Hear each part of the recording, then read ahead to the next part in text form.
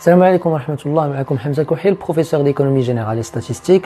Ou fait la vidéo, غادي نهضروا على les échanges extérieurs. Donc, fait le chapitre qui est les échanges extérieurs, on va essayer de comprendre l'ensemble des relations qui كيكونوا ما بين un pays ou ما بين le reste du monde, l'ensemble des transactions commerciales, le mouvement des capitaux, ainsi de suite.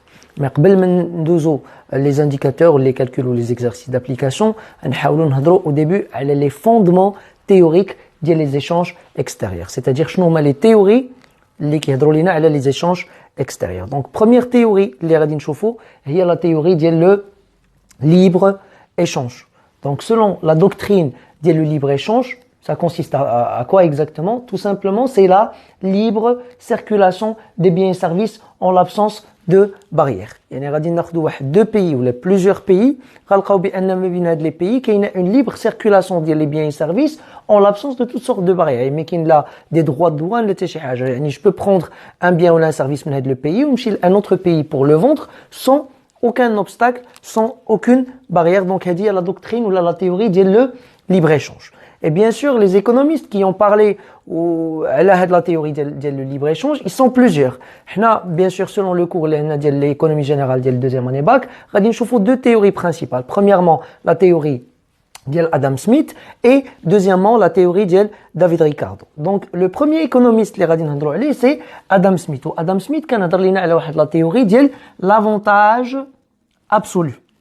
Donc, selon la théorie d'Adam Smith de l'avantage absolu, chaque pays doit se spécialiser dans la production pour laquelle il a un avantage absolu. En termes de coût de production, en termes de ressources naturelles, en termes de productivité, un pays a un avantage à les autres pays. Il faut le secteur ou le type de production, ainsi de suite. Donc, Adam Smith, qui dit tout simplement, qui dit chaque pays il a un avantage absolu à les autres pays, il doit se spécialiser faire la production il a un avantage. Peut-être le pays a un avantage parce que le pétrole, donc les produits pétroliers.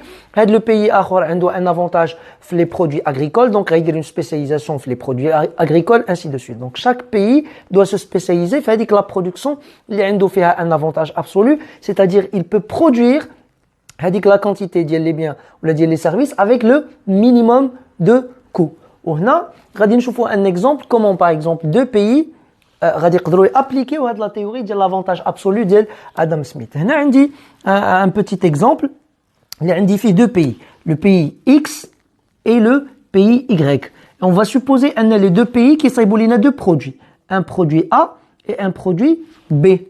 Donc بالنسبة le pays الأول اللي هو le pays X, il a besoin de 1 heure de travail باش يصايب ليا une seule unité ديال le produit A, ou il a besoin de 5 heures de travail pour produire une unité de le produit B. Par contre, le pays Y, sous 6 heures, il y a une seule unité de le produit A, ou 1 heure, il y a une seule unité de le produit B. Donc, il est génial de l'analyse, on chouffe chaque pays, fin un avantage absolu, le pays X a un avantage absolu, le produit A. يعني بالنسبة le pays X qui صايب une seule unité de le produit A 1 heure, alors que le pays Y qui صايب une seule unité de le produit A 6 heures. يعني le pays X a un avantage sur le produit A. Par contre, le pays Y, il a شفنا qui خسر 6 heures باش يصايب le produit A, où il a besoin de 1 heure باش يصايب le produit B, donc عنده un avantage sur le produit B. Donc le pays X a un avantage sur le produit A, ou le pays Y a un avantage sur le produit B. Donc Adam Smith qui dit que les deux pays, au lieu de produire les deux produits, chaque pays est spécialisé fait que la production il a fait un avantage. Donc le pays X, puisque il a un avantage sur le produit A, il va se spécialiser sur la production de le produit A. Ou le pays Y, puisque il a un avantage sur le produit B, il va se spécialiser sur la production de le produit B. Donc maintenant, Radin Choufou concrètement les deux pays avec et sans spécialisation, je n'aurai qu'un impact sur le rendement ou la productivité des deux pays. On va supposer une première situation, un libre-échange les deux pays. C'est-à-dire chaque pays a les deux produits. Donc, il est général le pays X, il va consacrer 1 heure il a une seule unité de A, ou le pays Y se consacrer 6 heures une seule unité de A, il a 5 heures pour B et 1 heure pour B. Donc, il a chaque pays qui il va essayer de produire les deux produits. Donc il a dit le pays X. Total, bien sûr, il va consacrer combien? 6 heures de travail. Ces 6 heures de travail, yallah غادي يعطيني une seule unité ديال A et une seule unité ديال B. حيت غياخد 1 heure يصايب بها A و 5 heures غادي يصايب بها B. بالنسبة للو pays Y,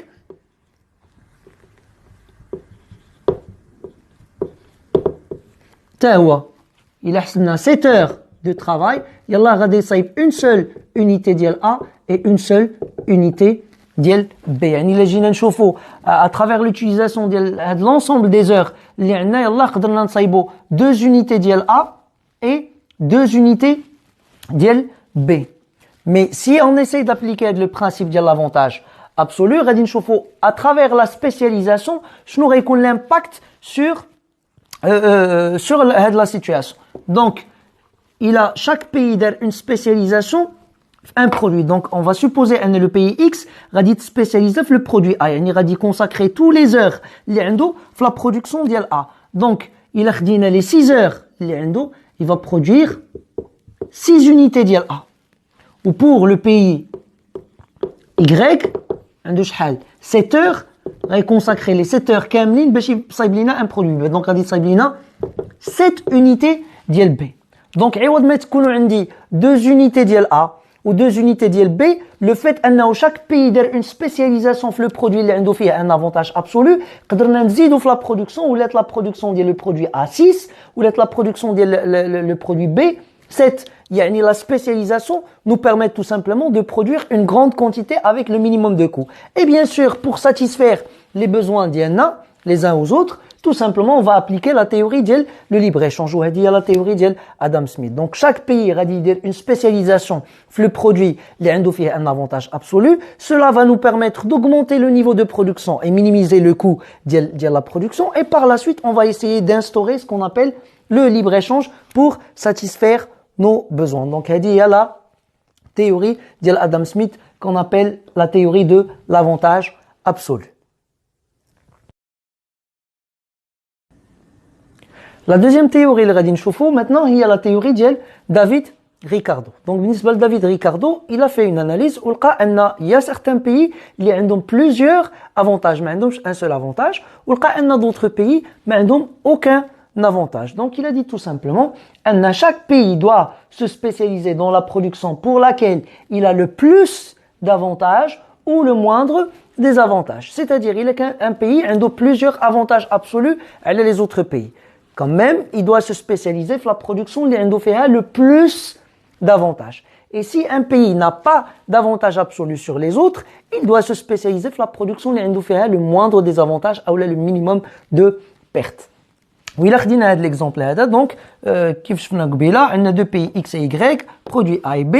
Donc إلا خدينا le produit A, bien sûr l'avantage كاين عند le pays X. علاش? Parce que le pays X, il le fabrique en 1 heure, alors que le pays Y, il le fabrique en 6 heures. Il a خدينا le produit B, تا هو l'avantage غيكون عند le pays X, c'est-à-dire علاش? Parce que il le fabrique en 3 heures, alors que le pays Y il le fabrique en 4 heures. Donc le pays X عنده un avantage في le produit A ou في le produit B. Mais normalement, finalement, le produit اللي عنده فيه le plus d'avantages, c'est le produit A. يعني le pays X, il doit se spécialiser في le produit اللي عنده فيه le plus d'avantages. بالنسبة le pays Y, ما عندوش un avantage في le produit A ou ما عندوش aussi un avantage في le produit B. Mais quand même, il doit se spécialiser في la production ديال le produit B. علاش? Parce que le produit B عنده فيه le moindre des avantages ou le minimum de pertes au niveau des échanges extérieurs. Donc pour faire le récap, on a deux théories de libre-échange. D'une part, on a la théorie d'Adam Smith, qui a l'avantage absolu, c'est-à-dire que chaque pays doit se spécialiser dans la production, il a un avantage absolu sur tous les pays. بالنسبة لدافيد ريكاردو qui chauffe les deux cas. Si un pays a plusieurs avantages, il doit se spécialiser dans la production اللي عنده فيها le plus d'avantages. Ou il كان le pays ما عنده aucun avantage, il doit se spécialiser dans la production اللي عنده فيها le moindre des avantages ou le minimum de pertes. Maintenant, la deuxième théorie, dans le cadre du chapitre des échanges extérieurs, c'est la théorie du protectionnisme. Qu'est-ce que c'est que le protectionnisme? C'est un ensemble de mesures qui permettent de protéger l'économie nationale contre la concurrence étrangère. Donc c'est le contraire du libre-échange. Le protectionnisme consiste tout simplement à protéger, on essaie de protéger l'économie nationale contre la concurrence étrangère. Donc on essaie de favoriser le produit national et pénaliser les produits qui génèrent les autres pays. Donc pour mettre en place la théorie du protectionnisme, il y a plusieurs outils qu'on peut mettre en place. D'une part, premièrement, il y a les barrières tarifaires. Les barrières tarifaires, il y a juste les droits de douane ou les subventions à l'exportation. Les droits de douane, tout simplement, ce sont des taxes qui sont à chaque produit qui rentre dans le pays. Donc, chaque importateur qui un produit de l'étranger, avant de rentrer le pays, il doit payer des droits de douane. Comme ça, on peut augmenter artificiellement le prix de le produit pour ne pas la concurrence le produit national. Deuxième chose, c'est les subventions à l'exportation. Donc, les entreprises exportatrices qui ont des subventions pour rendre leurs produits plus compétitifs sur le marché international. Donc, les deux mesures tarifaires, donc ils essayent tout simplement de pénaliser les importations à travers les droits de douane et favoriser les exportations à travers les subventions à l'exportation. Deuxième outil, c'est les barrières non tarifaires. Les barrières non tarifaires, c'est un ensemble de barrières qui vont limiter la quantité des biens et services importés des autres pays. Premièrement, on a les quotas.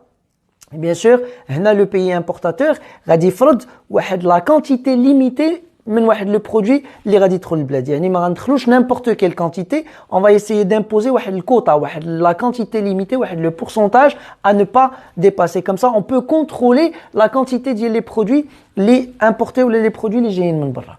Deuxièmement, les barrières techniques, les barrières sanitaires. Bien sûr, doula de temps à autre, elle va mettre en place un ensemble de normes de qualité ou des normes de santé ou des normes techniques. Ou un produit importé, les mecs ils ne respectent pas les normes techniques, sanitaires ou les normes de qualité, on n'a pas le droit de l'importer. On va importer juste les produits, les produits qui vont respecter les normes techniques, sanitaires et les normes de qualité. 3, on a les barrières administratives.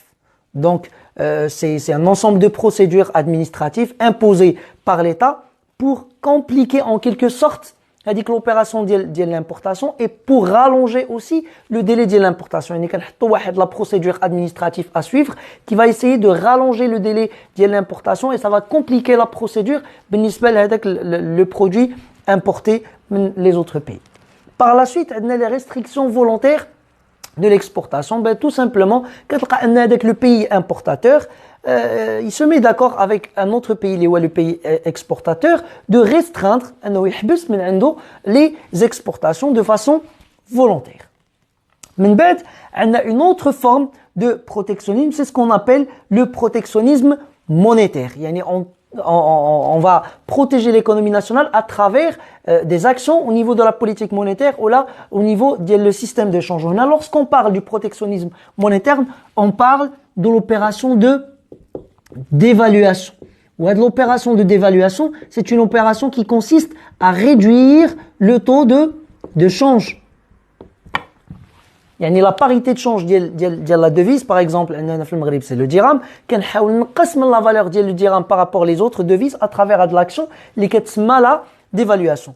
Donc, le fait dire une dévaluation, c'est-à-dire que le taux de change ou le cours du dirham va baisser, les importations, la valeur des importations va être chère, et automatiquement, on va décourager les importations. Par contre, puisque la valeur du dirham a baissé, le produit national qui est moins cher et ça favorise les exportations. L'action, la dévaluation, qui consiste à baisser le taux de change, c'est une action, l'objectif d'elle bien sûr, pénaliser les importations, les réouler chères et encourager les exportations le produit national, les réouler moins chers. C'est ce qu'on appelle le protectionnisme monétaire. Donc, on met les deux outils, ou plutôt les deux types de les dans le cadre du protectionnisme. Bien sûr, au niveau du fondement théorique, on avait la théorie de Frédéric List, ce qu'on appelle le protectionnisme éducateur. Qu'est-ce le protectionnisme éducateur? Selon Frédéric List, la doctrine, la théorie du protectionnisme, c'est pas une théorie qui va durer dans le temps. C'est juste un protectionnisme temporaire, limité dans le temps, et c'est ce qu'on appelle le protectionnisme éducateur.